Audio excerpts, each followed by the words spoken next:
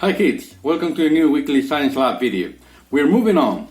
Let's get into the basics of applying scientific knowledge to everyday life.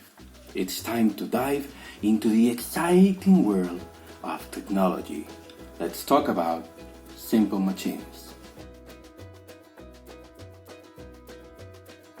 A simple machine is a device that makes work easier by changing the direction or the intensity of a force, which means that they allow us to do work with less effort.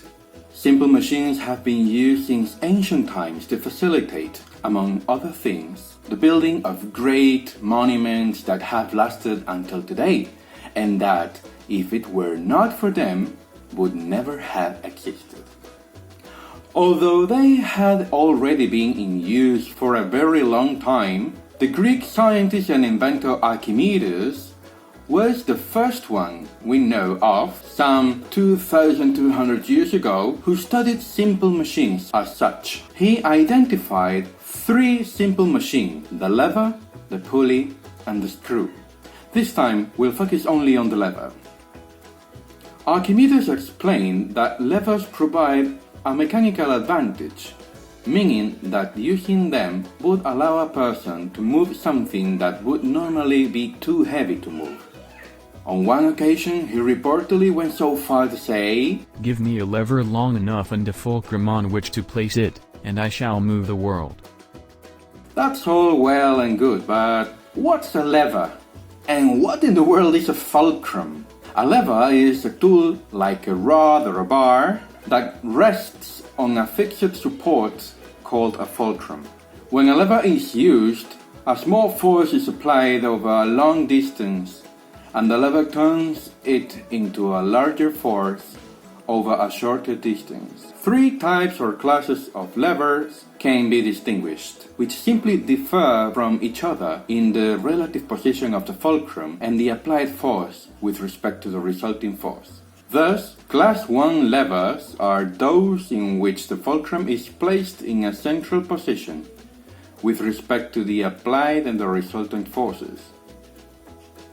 An example of this type of lever would be a seesaw. If we duplicate the lever, we obtain something like a scissor.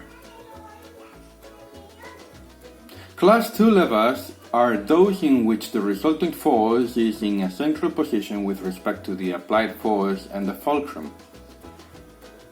An example of this type of lever would be a wheelbarrow.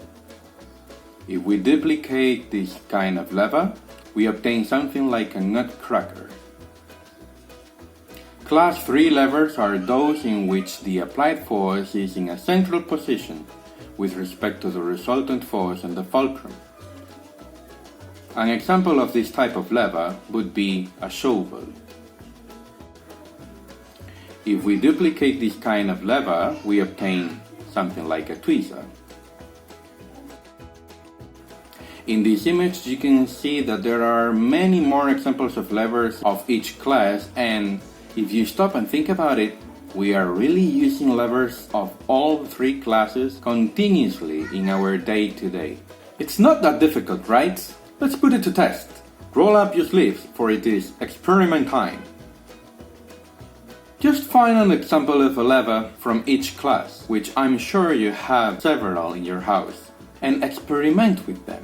Identify their fulcrum and where the applied and resulting forces take place. I look forward to seeing your creativity at work with those levers. I hope you enjoy this activity. See you!